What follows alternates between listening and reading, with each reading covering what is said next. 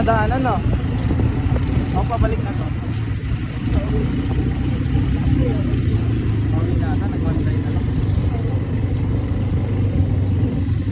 Yan ba?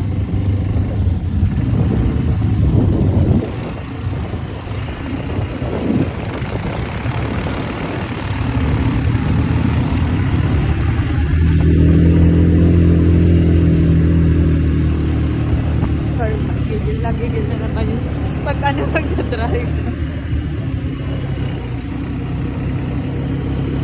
Ay, oo, tapos na. Dito tayo bumaba eh.